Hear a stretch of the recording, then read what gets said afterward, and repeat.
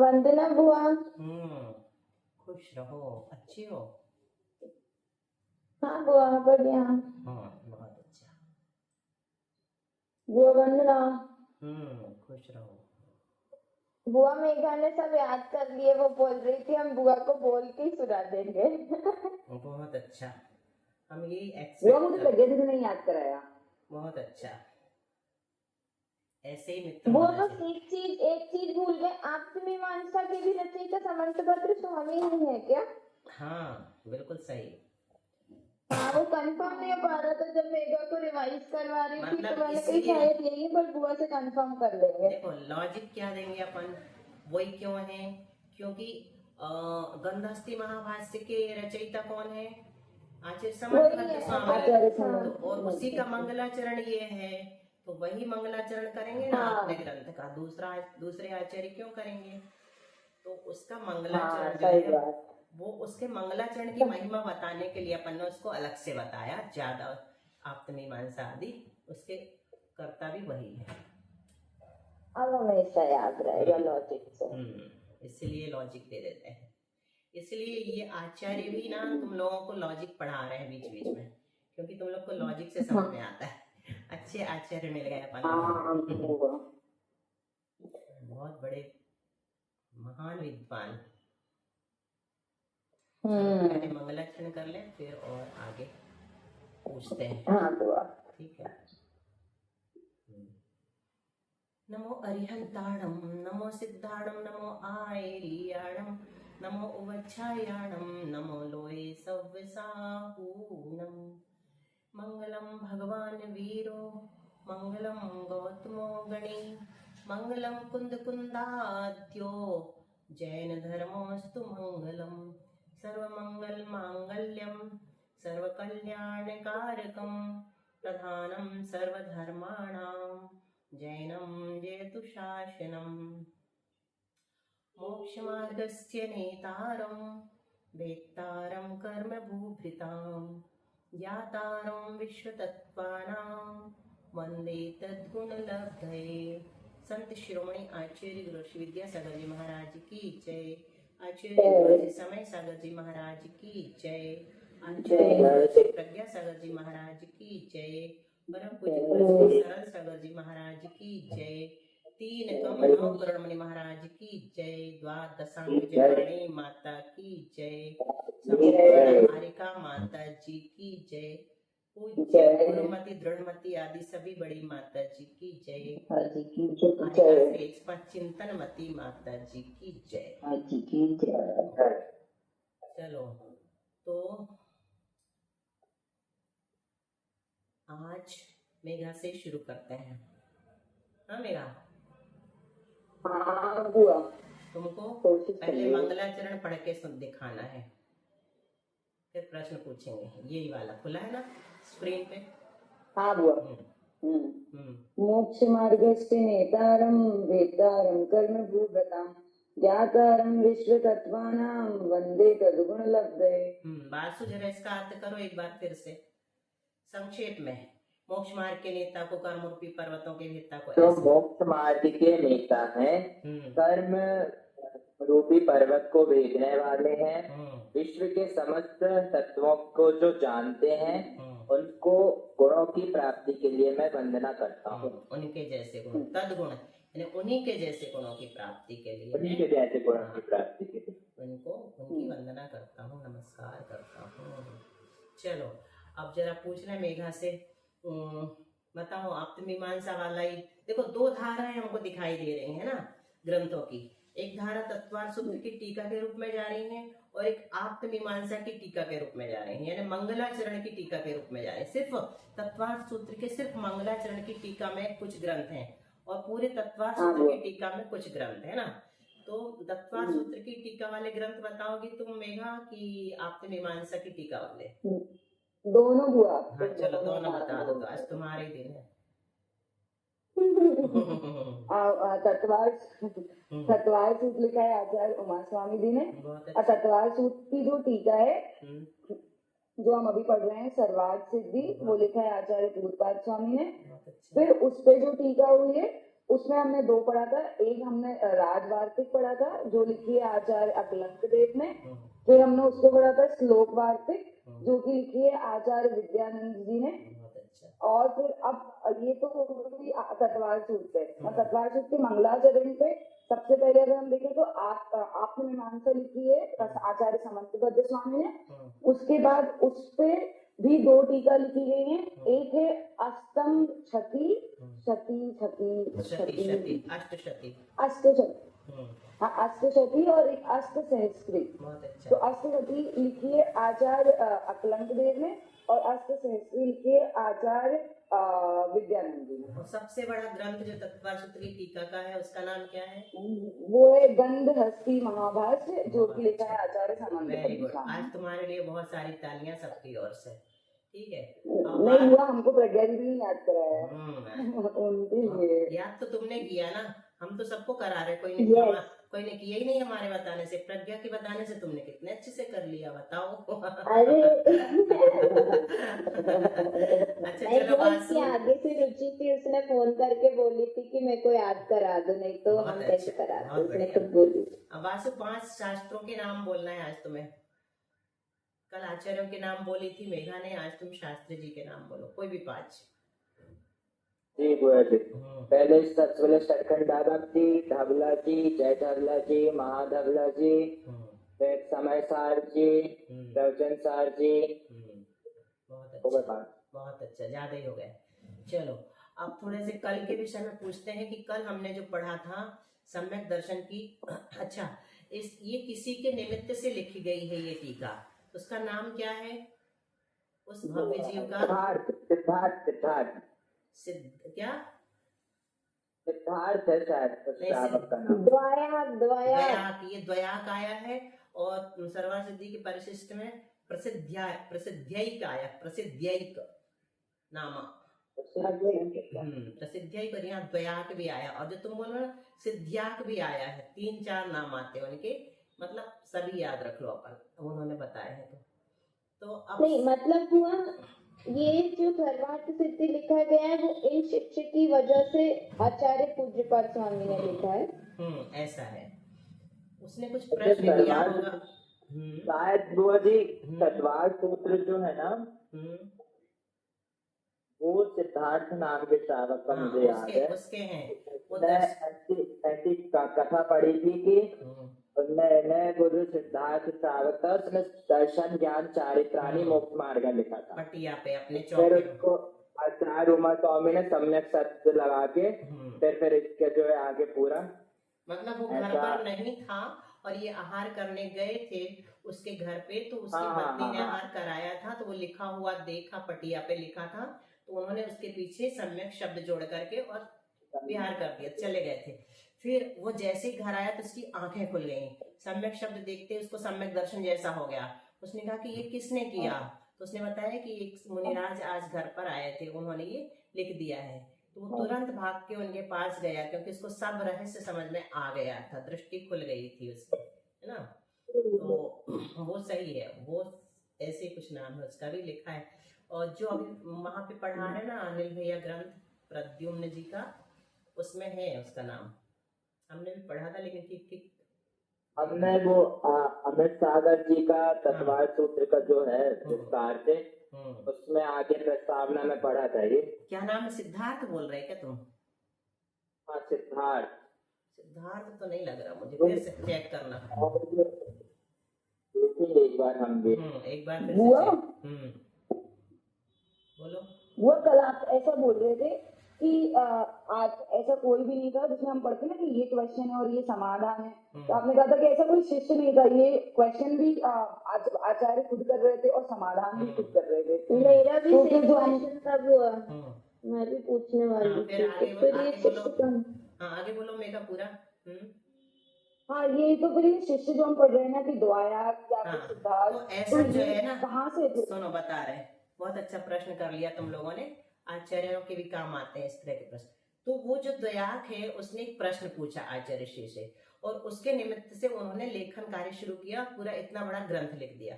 लेकिन जिस समय वो लेखन किया करते थे पूरे समय जिस निमित्त से रचना होती है वो उपस्थित नहीं रहता, जैसे जीव कांड, कर्म कांड आदि चामुंड राय के निमित्त से आचार्य नेमिचंद्र जी सिद्धांत चक्रवर्ती ने लिखा। तो उन्होंने सिर्फ एक प्रश्न पूछा था, 41 पद कौन से हैं कर्मकांड में, तो उन्होंने उसका जवाब ना दे करके 4 ग्रंथ लिख दिए। मतलब जीवकांड कर्मकांड तो लिखा ही और लब्धिसार छपड़ा सार भी। तो चामुंड राय जी हर समय उनके लेखन कार्य के समय उपलब्ध होकर के प्रश्न शंका किया करते थे, ऐसा थोड़ी है। एक प्रश्न पूछा तो उन्होंने सोचा जीवों का कल्याण हो, इसलिए विस्तार से ही लिख दिया जाए, ऐसे निमित्त बनते हैं। बस ऐसा होता है। अब सम्यक शब्द की व्युत्पत्ति कल प्रज्ञा ने बताई थी, और कोई बताएगा क्या आज? वासु रिपीट करोगे क्या? सम्यक शब्द की व्युत्पत्ति हमने बिना पूछे कल शुभी ने बता दी थी। तुमको कुछ उसमें लग रहा है बताने जैसा?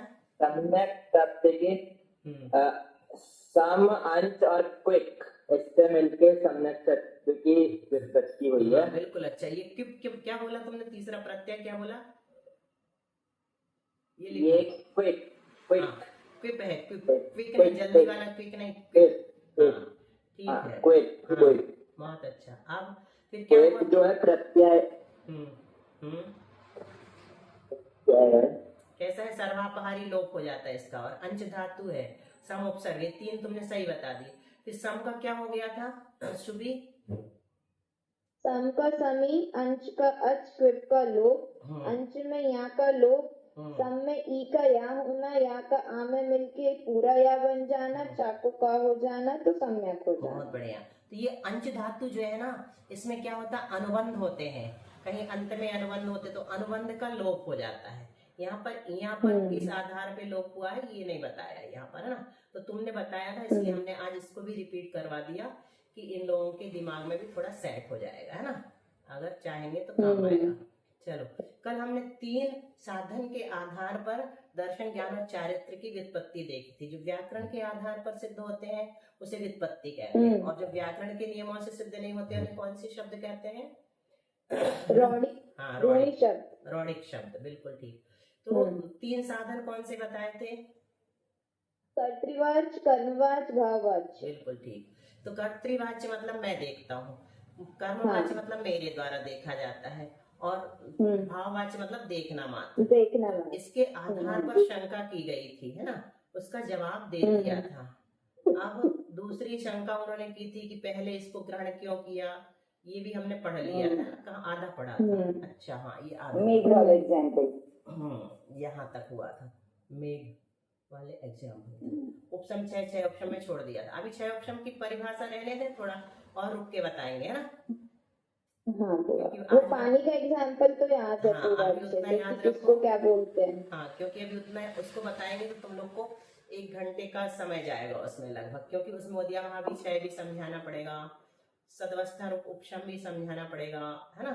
तो अभी आज भी उसको नहीं लेते हैं, किसी दिन देखेंगे हल्के मस्तिष्क से। हाँ, यहाँ दूसरे में छोड़ा था। दूसरे ऐसा नियम है कि सूत्र में अल्प अक्षर वाले शब्द से पूज्य शब्द पहले रखा जाता है। मतलब ये व्याकरण का नियम है कि अगर 3-4 शब्दों को रखा जा रहा है वाक्य में, तो पहले जो पूज्य है उसको रखो, है ना, और फिर बाद में कम अक्षर वाले को रखो। तो अतः पहले ज्ञान शब्द को न रखकर दर्शन को रखा है। मतलब नियम ये बता रहे हो कि अल्प अक्षर जिसमें कम अक्षर वाले हैं उस शब्द से पूज्य शब्द पहले रखा जाता है ना। जैसे ज्ञान में कम अक्षर है, दर्शन में ज्यादा है, अतः पहले ज्ञान शब्द को न रखकर दर्शन शब्द को रखा है। ये समाधान का विषय है।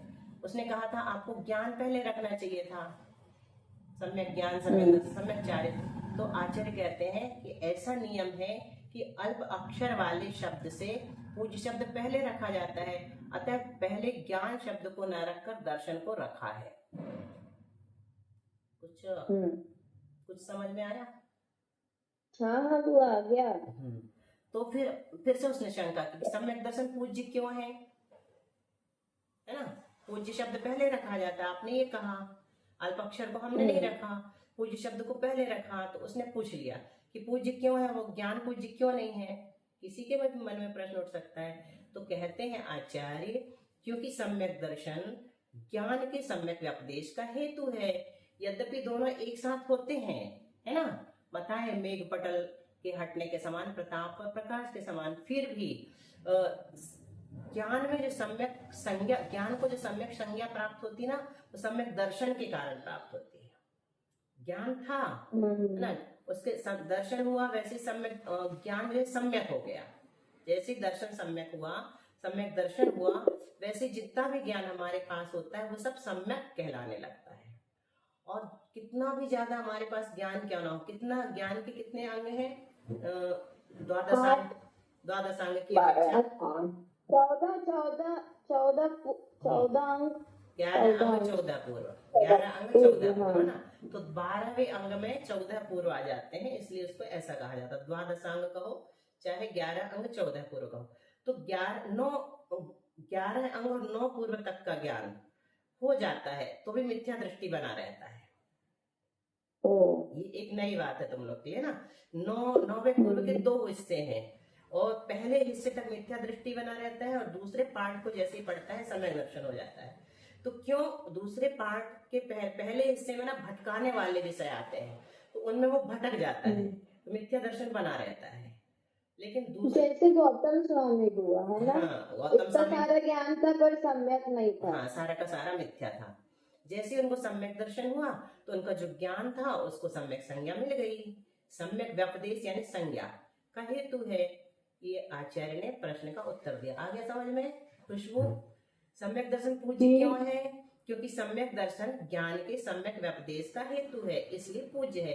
अगर दर्शन सम्यक नहीं होता तो ज्ञान भी सम्यक नहीं होता। और फिर चारित्र के पहले ज्ञान को क्यों रखा है, तो उसका भी कारण बता दिया। चारित्र के पहले ज्ञान का प्रयोग किया है क्योंकि चारित्र ज्ञान पूर्वक होता है। ज्ञान पूर्वक नहीं होगा चारित्र तो वो चारित्र भी कैसा कहलाएगा? मिथ्या चारित्र कहलाएगा। ठीक है, यहाँ तक हम लोगों ने पढ़ लिया। वार्तिक नंबर 7। वो अपना भी ज्ञान धीरे धीरे ही सम्यक हो रहा है ना। जैसे कुछ चीज पता है लेकिन वो सही रूप से पता धीरे धीरे चलती है। जैसे आप अभी पढ़ा रही हो तो अब चीजों का थोड़ा दृष्टिकोण, उनको जानना जो डेली लाइफ में होती है, और उसका नजरिया बदलना तभी हो पाता है जब वो सम्यक रूप में होती है ना। बिल्कुल सही। मतलब हम जानते तो थे लेकिन कुछ धुंधला धुंधला सा था, अब स्पष्ट होता जा रहा है ना। जो भी हम पढ़ चुके हैं थोड़ा थोड़ा, उसको भावभाषण कहते हैं। पंडित जी रतनलाल जी इंदौर वाले कहते हैं, कहना अच्छा लगता है, ऐसा नहीं लगता कि कहते थे, है ना। तो वो कहते थे कि भावभाषण कहलाती है। हमने सुना, कुछ भी समझ में नहीं आया, लेकिन फिर भी भावभाषण अंदर में हो जाती है। तो समय आने पर वो ऐसा कहते हैं, आचार्य पदमाचस्ते। देखो बहुत सुंदर श्लोक है, इसका अर्थ सुनो। 4 हिस्से होते हैं स्वाध्याय के। एक पद आचार्य से ग्रहण होता, मतलब गुरु से ग्रहण होता। आचार्य पदमाचस्ते पादा शिष्य स्वमेधिया तद विज्ञ सेव्या पादा पादा कालेन पच्यते। एक चरण तो गुरु से पढ़ता है और दूसरा हिस्सा जो है, दूसरा पार्ट जो है अपनी बुद्धि से पढ़ता है, और तीसरा हिस्सा उसे कैसे आता है? उनकी सेवा करने से। जिनसे हम ज्ञान लेते हैं उनकी यथायोग्य सेवा आदि का अवसर मिले तो करो। और पादा कालेन पच्यते, और अंतिम चरण जो है समय आने पर अपने आप आ जाता है। तो जैसे जो भी हम अर्जन करेंगे वो टुकड़े टुकड़े में धीरे धीरे करके पकता है, पचता है, और वो रम जाता है, हमारे अंदर उतर जाता है ना। अब वार्तिक नंबर 8, 7 पूरे हुए। इसमें थोड़ा देखते हैं। सब कर्म मोक्ष किसे कहते हैं? अब उन सब का खंडन करके बता दिया कि सब कर्मों का जुदा होना मोक्ष है, उसकी प्राप्ति का उपाय मार्ग है। तो अब मोक्ष मार्ग पूरा हो गया, है ना। मोक्ष भी हो गया और मोक्ष मार्ग भी हो गया। सूत्र में मार्ग इस प्रकार जो एक वचन रूप से निर्देश किया है वह सब मिलकर मोक्ष मार्ग है। मतलब एक अकेले से नहीं होता मोक्ष प्राप्त, बल्कि तीनों जब होंगे तब कहीं जाकर के मोक्ष की प्राप्ति होगी। इस बात के जताने के लिए किया है। इससे प्रत्येक में मार्गपन है, मतलब सम्यक दर्शन अकेला मार्ग है, सम्यक ज्ञान अकेला मार्ग है, सम्यक चारित्र अकेला मार्ग है, इस बात का निराकरण हो जाता है। अतः सम्यक दर्शन, सम्यक ज्ञान और सम्यक चारित्र ये तीनों मिलकर मोक्ष का साक्षात मार्ग है, ऐसा जानना चाहिए। मेघा बोलो पहले सूत्र का अर्थ देख के, हम सूत्र खोल दे रहे हैं। ये है मोक्ष मार्ग ये वाला ये। हाँ देख सूत्र पढ़ो फिर अर्थ बताओ। मोक्ष मार्ग ये वो नहीं, वाला ये सम्यक दिख रहा- दर्शन ज्ञान हाँ। चारित्राणी मोक्ष मार्ग। सम्यक दर्शन सम्यक ज्ञान सम्यक चारित्र तीनों मिलाकर ही मोक्ष के मार्ग हैं। तीनों मिलकर, है ना? मिलकर मिलकर। हाँ बहुत अच्छा। चलो अब अपना ये हो गया वार्तिक नंबर 8 भी पूरा। अब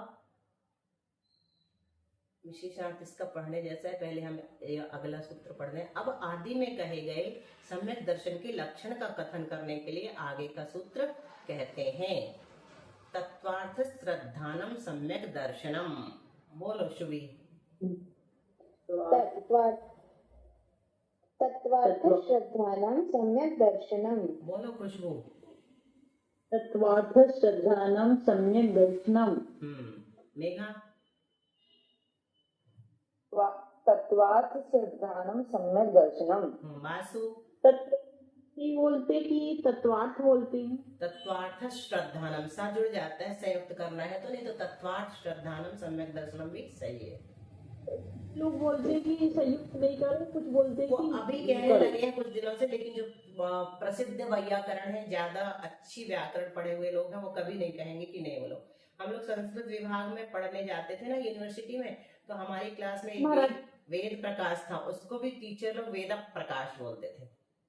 वेद प्रकाश अभी है। सागर जी बोलते हैं कि सबको संयुक्त करो, और लेकिन अभी अभी जो चल रहा है कहते नहीं करो। अभी अभी कहने लगे हैं कि मत करो, लेकिन नहीं करना है। वो जो बड़े विद्वान है उनकी सुनो अभी। हाँ मतलब दोनों चलता है। चलो विशेष कहाँ गए तुम? वासु सामने आओ। तत्वार्थ श्रद्धानाम सम्यक दर्शनम। हाँ अभी हमने दूसरे काम से बुलाया तुमको। ये विशेषार्थ पढ़ो शुरू से अच्छे से, धीरे धीरे। जी बुआ। कहीं से दिख नहीं रहा है? नहीं दिख रहा?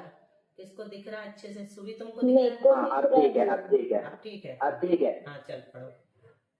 पूर्व प्रतिज्ञानुसार इस सूत्र में मोक्ष मार्ग का निर्देश किया गया है। सम्यक दर्शन, सम्यक ज्ञान और सम्यक चारित्र ये तीनों मिलकर मोक्ष का साक्षात मार्ग है। यह इस सूत्र का तात्पर्य है। सूत्र की व्याख्या करते हुए सर्वार्थ सिद्धि में मुख्यतः 5 विशेषताओं पर प्रकाश डाला गया है, जो इस प्रकार है। पहला, दर्शन आदि के पहले सम्यक विशेषण देने का कारण। दूसरा, दर्शन आदि शब्दों का व्युत्पत्त्यर्थ। तीसरा, एक ही पदार्थ अपेक्षा भेद से कर्ता और कारण कैसे होता है इसका निर्देश। चौथा, सूत्र में सर्वप्रथम दर्शन, तदनंतर ज्ञान और अंत में चारित्र शब्द क्यों रखा है इसका कारण। पांचवा, सूत्र में मोक्ष मार्ग, यह एक वचन रखने का कारण। बस। तीसरी सुबीर, विशेषताओं को आप रुक जाओ। सुबीर, इनमें से तीसरा पॉइंट जो है एक ही पदार्थ अपेक्षा भेद से, ये हमें समझाना था, तो यहाँ पे वो समझा रहे हैं, यहाँ से तुम पढ़ो धीरे से। क्या समझ में आया होगा? हाँ तीसरी विशेषता को। तीसरी विशेषता को स्पष्ट करते हुए जो लिखा है उसका भाव यह है कि जैन शासन में पर्याय पर्यायी में सर्वथा भेद न मानकर कथनचित भेद और कथनचित अभेद माना गया है। इसीलिए अभेद विवक्षा के होने पर कर्ता साधन बन जाता है और भेद विवक्षा के होने पर कारण साधन बन जाता है। आशय यह है कि जब अभेद विवक्षित होता है तब आत्मा स्वयं ज्ञानादि रूप प्राप्त होता है, और जब भेद विवक्षित होता है तब आत्मा से ज्ञान आदि भिन्न प्राप्त होते हैं। देखो अब इसको समझ में आया? सबको नहीं आया होगा अभी पूरी तरह से। पर्याय और पर्यायी में सर्वथा भेद ना मानकर, तो पर्याय और पर्यायी जो है वो आत्मा है और आत्मा की पर्याय होती है ना। आत्मा की पर्याय होती है, जैसे अभी हमारी मनुष्य पर्याय है, तो किसकी है? आत्मा की मनुष्य पर्याय है। तो ये इसमें कभी कभी सर्वथा भेद ना मान करके कथनचित भेद माना जाता है। कथनचित भेद मतलब ये स्यादवाद आ गया, कथनचित भिन्न कथनचित अभिन्न, है ना। तो कथनचित भेद और कथनचित अभेद माना गया। इसीलिए देखो अभेद विवक्षा के होने पर, मतलब जब हम कर्ता पर्याय और पर्याय को एक ही मान लेंगे और आत्मा और ज्ञान को एक ही मान लेंगे, ज्ञान पर्याय है, तो अभेद विवक्षा के होने पर कर्ता साधन बन जाता है, और भेद विवक्षा के होने पर करण साधन बन, कर्ता साधन और करण साधन दो बता रहे हैं। जैसे आत्मा स्वयं ज्ञान आदि रूप प्राप्त होता है, ये कहा ना, आशय यह है कि जब अभेद विवक्षित होता है तब आत्मा ज्ञान रूप हो जाता है। मतलब ये नहीं कहते कि आत्मा ज्ञान से जानता है, बस आत्मा जानता है। आत्मा जानता है मतलब ज्ञान और आत्मा एक हो गए, उनको भिन्न नहीं किया। ठीक है, आया समझ में? कि जब अभेद विवक्षित होता है, मतलब जब हम अभेद से कथन करेंगे तो आत्मा और ज्ञान को एक मानेंगे कि आत्मा जानता है, मतलब ये कर्तृवाच्य है ना, आत्मा जानता है। और आत्मा के द्वारा जाना जाता है, तो आत्मा किसके द्वारा जानेगी? ज्ञान के द्वारा, तो करण हो जाएगा। तो ज्ञान को भिन्न कर दिया। जब भेद विवक्षित होता है तब आत्मा से ज्ञान आदि भिन्न प्राप्त होते हैं। भिन्न प्राप्त होते हैं मतलब आत्मा और ज्ञान दो चीज बना ली, ज्ञान उसका गुण है और आत्मा गुणी है, तो आत्मा ज्ञान गुण से पदार्थों को जानता है, ये भेद कर दिया। तो इस प्रकार से यहाँ करण साधन और कर्ता साधन हमने दो अलग अलग विवक्षाओं से बनाए हैं। ये शंकाकार का जवाब दिया, आचार्य ने विशेषात्मक बता दिया।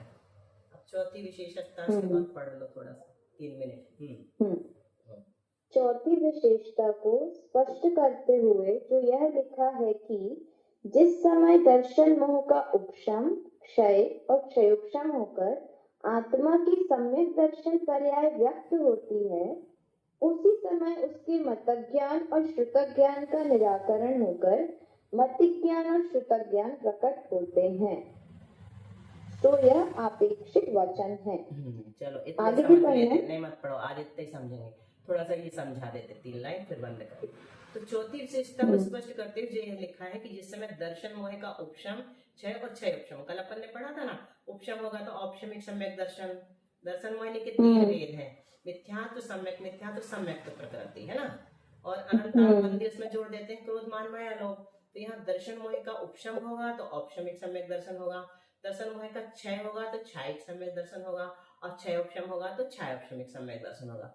तो कहते हैं जब ये होगा तो आत्मा की सम्यक दर्शन पर्याय व्यक्त होती है, मतलब कोई भी 3 में से कोई भी एक सम्यक दर्शन हो जाएगा, है ना। उसी समय उसके जो मति अज्ञान था और श्रुत अज्ञान था वो हट जाएंगे और मति ज्ञान और श्रुत ज्ञान प्रकट हो जाएंगे। तो यहाँ पे ये विशेषता डाले हैं कि आपेक्षिक वचन है, क्योंकि दर्शन मोहिनी का क्षय सम्यक दृष्टि ही करता, मिथ्या दृष्टि नहीं। ये विशेष बात है। जो दर्शन मोहिनी का क्षय करता है ना, वो छायिक सम्यक दृष्टि कहलाता है। और छायिक सम्यक दृष्टि जो है ना, छपड़ा करने के लिए उसको छायोपशमिक सम्यक दर्शन होना जरूरी है। मतलब मिथ्या दृष्टि जो है वो डायरेक्ट छायिक सम्यक दर्शन प्राप्त नहीं कर सकता। बस इतनी बात समझना है। उसको क्या करना पड़ेगा? पहले छायोपशमिक सम्यक दर्शन प्राप्त करना पड़ेगा और फिर जाकर के उनका 3 प्रकृतियों का क्षय करना पड़ेगा। मिथ्यात्व, सम्यक पर मिथ्यात्व, बुआ, अपन को तो मति और श्रुत ज्ञान है ना, ये ऐसा क्यों लिख रहा है कि तब प्रकट होते हैं? 2 ही तो ज्ञान है अपन को, बाकी के 3 तो हो नहीं सकते। कौन से 3? अवधि, मनोपर्य और केवल ज्ञान, ये 3 नहीं है तो मति और श्रुत तो है ही ना, वही 2 ज्ञान तो है अभी अपने पास। या तो मति अज्ञान होगा या मति ज्ञान होगा, या श्रुत अज्ञान होगा या श्रुत ज्ञान होगा, या यदि मिथ्या दृष्टि होगा तो मति अज्ञान और श्रुत अज्ञान होंगे उसके पास, और यदि सम्यक दृष्टि होगा तो मति ज्ञान और श्रुत ज्ञान होंगे। अंतर समझ में आया? सम्यक दृष्टि के पास वो मति श्रुत बन जाते हैं और मिथ्या दृष्टि के पास मति अज्ञान। ये मति अज्ञान है, ई का या हुआ है, जैसे समी में ई का या हुआ था ना, वैसे यहाँ पे ई का या हुआ। मत्य ज्ञान पढ़ते इसको, मत्य ज्ञान संयुक्त पढ़ेंगे तो, और तोड़ के पढ़ेंगे तो मति अज्ञान, श्रुत अज्ञान, ये हटेंगे और मति ज्ञान और श्रुत ज्ञान प्रकट हो जाएंगे। ठीक है, तो इसको इतनी लाइन और नीचे की ले लेंगे कल अपन, क्योंकि ये समझने जैसी है ना। एक बार थोड़ा सा और समझा देंगे ये नीचे का। 6 तो बता ही दिया है। आज का टाइम हो गया है, इतने ही रखते हैं, नहीं तो तुम लोग थक जाओगे। ओके बुआ। सो यह अपेक्षिक वचन है, यहाँ से लेके यहाँ तक कल अपन एक बार रिपीट कर लेंगे, फिर अगले सूत्र को अच्छे से समझेंगे। तत्पाठ श्रद्धानम, ताकि अपना भी श्रद्धान सम्यक हो जाए और हम सब सम्यक दर्शन। एक बार सम्यक दर्शन का ठप्पा लग गया तो संसार कितना बचता है? एक बार सम्यक दर्शन प्राप्त हो गया, नहीं, एक करके बोलो। एक बार अगर किसी भी जीव को अनादि मिथ्या दृष्टि को सम्यक दर्शन प्राप्त हो गया तो उसका संसार कितना बचेगा? अर्ध पुद्गल बराबर। हाँ, अर्ध पुद्गल परावर्तन। वो भी कैसे प्राप्त होगा सम्यक ज्ञान? सम्यक ज्ञान नहीं, सम्यक दर्शन प्राप्त होगा तो ज्ञान तो सम्यक अपने आप हो जाएगा। उसके लिए बहुत विशुद्धि बढ़ानी पड़ती है। क्षयोक्षम विशुद्धि, देशना, क्षयोक्षम विशुद्धि, देशना, प्रायोग और करण, ये 5 लब्धियां हैं, उनके लिए पुरुषार्थ करना पड़ता है। इसलिए तो ये पढ़ाना शुरू किया। देखो ज्ञान जो है ना पढ़ने से नहीं बढ़ता शुभी, काहे से बढ़ता बताओ? काहे से बढ़ता है? श्रद्धा से, विशुद्धि से बढ़ता है, विशुद्धि से। हमारे अंदर अगर विशुद्धि नहीं है ना तो क्षयोक्षम ही नहीं रहता होता। विशुद्धि जैसे जैसे बढ़ती जाती है त्यों त्यों क्षयोक्षम बढ़ता जाता है। नहीं तो विशुद्धि क्या बता रहे, वही बताने के लिए हमने आगे का वाक्य बोला है। नहीं तो पढ़ते रहो, सैकड़ों ग्रंथ पढ़ लो। कुछ लोगों को अपन देखते हैं ना, अपने बीच रहते, साथ में रहते हैं, लेकिन उनको कुछ भी समझ में नहीं आता। तो क्यों नहीं आता? क्योंकि विशुद्धि नहीं है, विशुद्धि के कारण क्षयोक्षम नहीं। तो विशुद्धि किसे कहते हैं? मंद कषाय का नाम विशुद्धि है। और एक्यूरेट परिभाषा है, साता वेदनी के बंध युक्त परिणामों का नाम विशुद्धि है। ऐसे परिणाम हमारे होना चाहिए कि उस समय हमें ऐसा अनुभव हो कि असाता वेदनी तो कम से कम नहीं बंध रही है। तो साता वेदनी के बंध योग्य परिणाम, तो ये 6ठे अध्याय में अपन पढ़ते हैं साता वेदनी का बंध किससे होता है ना, और असाता वेदनी का बंध किससे होता है। तो साता वेदनी के बंध योग्य परिणाम ये स्वाध्याय का फल है। स्वाध्याय का फल ये होना चाहिए कि हम पढ़ें तो हमें उस तरह का पुरुषार्थ करना शुरू कर देना चाहिए कि जैसे आज पता चल गया कि विशुद्धि से ज्ञान बढ़ता है। और विशुद्धि किसे कहते हैं? मंद कषाय या फिर साता वेदनी के बंध योग्य परिणाम। मंद कषाय से भी साता वेदनी बनती है, कषायों की मंदता। तो मंद कषायों को बिल्कुल गुस्सा नहीं आती है।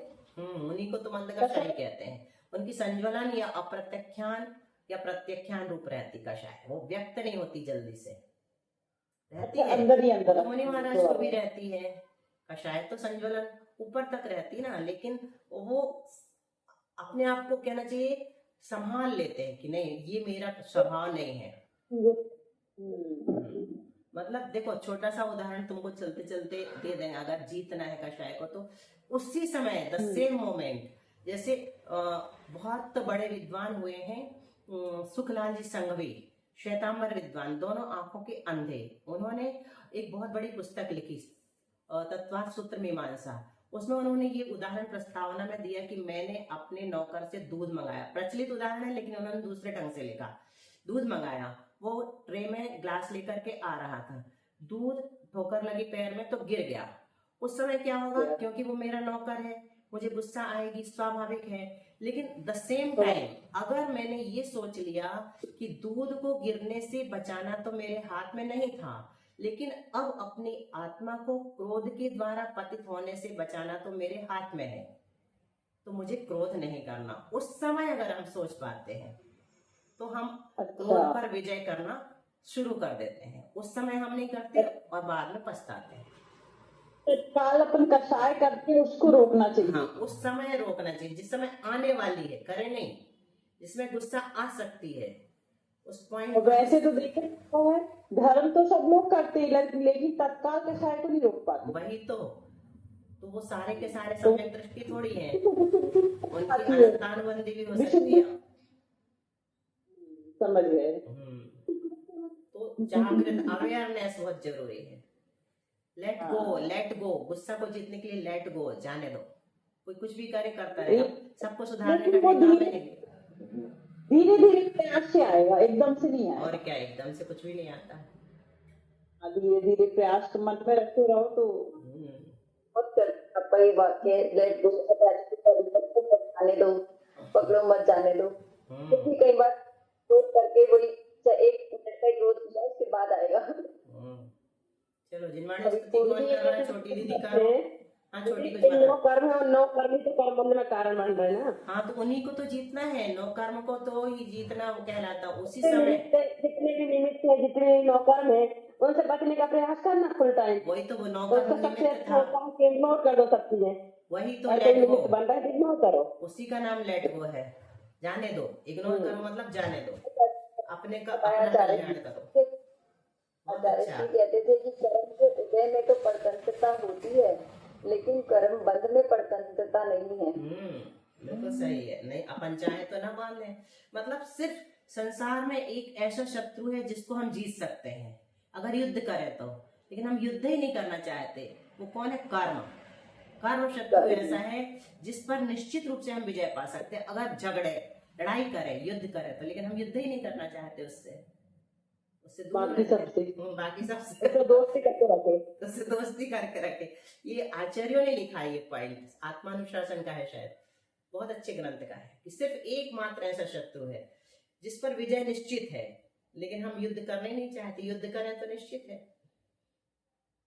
जैसे आचार्य श्री जी के कितने सारे संस्मरण सुने तो उन्होंने बोला कि मुझे मौका मिला है कर्म काटने के लिए, कितने सारे संस्मरण में उन्होंने बोला है। बोला ना। बहुत सारे। जैसे हमने इतने दिनों में देखे यदि कसाय को जीतना है तो हाँ में हाँ ना में ना मिला दो, बहुत अच्छा, यही हम तो करते हाँ हैं। हमने सबसे देखा अच्छा नहीं, तरीका शुरू कसाय कर को जीतने का, हमने तो शुरू हाँ ही में कर हाँ दिया। ना में ना। बहुत अच्छा। नहीं, हम नाम ना मिलाएंगे तो उसमें भी बंद बंधेगा, क्योंकि नहीं मोस्टली बनेगा, गलत नहीं बनेगा।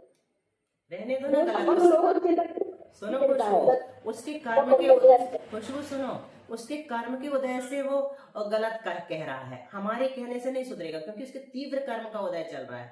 इसलिए हमें हाँ में हाँ कहने में फायदा अपने कर्म, अपने को कर्म बांध ऐसे पाप का बंध नहीं होता, नहीं होता। जैसे वो सुनने वाला ठीक बोल रहा है। उसके साथ झगड़ने में, उसको ठीक करने में जरूर पाप का बंध होगा, माथा पच्ची करने में। अच्छा, और क्या। और हम तीन प्रकार के बताए ना, सत्वेषु मैत्री मूढ़ सुप्रम, माध्यस्थ भाव, उसके प्रति माध्यस्थ भाव रखो। जब तक उसका स्वयं परिवर्तन नहीं होता हृदय, तब तक तो माध्यस्थ रहो, नहीं तो अपना जीवन भी समझ लो खिलवाड़ बन जाएगा। और फिर एक बात ये भी कहते हैं अच्छा जी, वो अज्ञानी है, कसाय कर रहे हैं, अपन उनके पर दया करो, उनके पास ज्ञान होता तो वो कसाय क्यों करते हैं? वो तो अज्ञानी है तभी तो कसाय है, क्रोध कर रहे हैं। तो अपन तो ज्ञानी है, अपन जान रहे हैं, तो क्यों उन पर दया करो, दया के पात्र हैं। बिल्कुल सही। कहते हैं हम हमेशा हाथ ना मिलाएंगे तो वो तो फिर हमेशा वो ही हमेशा बात भी नहीं करेगा। मिलाओ, विवेक पूर्वक मिलाओ, हमेशा भी नहीं। कहने का मतलब दृष्टांत एक देश होते हैं। अब तुम कभी बच्चों कभी वाली हो, थोड़ा बीच में। अब तुम बच्चों वाली हो, तुम व्यवहार, लोक व्यवहार सब देखना पड़ेगा, मित्र मंडली है, दुनिया है, तो एकदम नहीं, हर जहां तक संभव हो। थोड़ा थोड़ा जहाँ तक हर जगह के लिए दीदी कसाय से कटने के लिए थोड़ी देर के लिए तो हाँ में हाँ कर लो, फिर वही बाद कह में रहे हैं। समझा दो जब उसकी कसाय खत्म हो जाए। अवसर पाकर हाँ, थोड़ी देर के लिए हाँ में हाँ मिला लो। सांप को भी फुफकारने के लिए बोला था ना आचार्य ने, कि तुम फुफकारो, क्या होता है, काटो मत। हमें आते हैं फिर पूछते हैं कि हमें क्या करना चाहिए, तब बताना चाहिए कि हमें क्या करना चाहिए। सही है, तब बताओ। हाँ हाँ, क्योंकि हम बातें करते हैं फोन में तो सभी लोग पहले अपनी बताएंगे, फिर बोलेंगे कि अब हमें क्या करना चाहिए बताओ, तब हमें अपना एडवाइस देना चाहिए। बिल्कुल सही, बिना मांगी सलाह देना। बिल्कुल बिल्कुल। It's bad to give advice and it is dangerous to give good advice. अच्छा, It is bad to give advice and it is dangerous to give good advice. सोचो, ये सब देना नहीं, सलाह देना। अच्छी सलाह देना तो खतरनाक है, सलाह देना तो बुरा है। सलाह देना नहीं, सलाह लेना सीखो। सलाह देना नहीं, सलाह लेना सीखो। सही बात है। देखो कितनी सारी अच्छी बातें मिल गई आज सबको। वाणी स्तुति नहीं हुई ना, यही तो सही स्वाद। वाणी जिनेन्द्र कथिता दुख हारिणी है, संत्रस्त भव्य जन को सुखदायिनी है। तेरा करूं स्तवन में ऐ अम्ब देवी, तो शीघ्र ही बन सकूं निज आत्म सेवी। हो गया है। समय हो गया। नौ दशांगे वाणी माता की जय।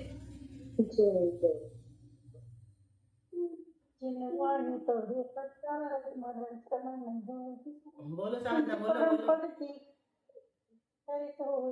अच्छा बोल दे। अच्छे से बोल दो। जिनवाणी दे प्रसाद, मरण समय नहीं हो विषाद, पंच परम पद जी की ढोल, कहते हो परिलाम। बहुत सुंदर, सबको याद करा देना ये, फिर से बोलना, रिकॉर्डिंग में भी डाल देना।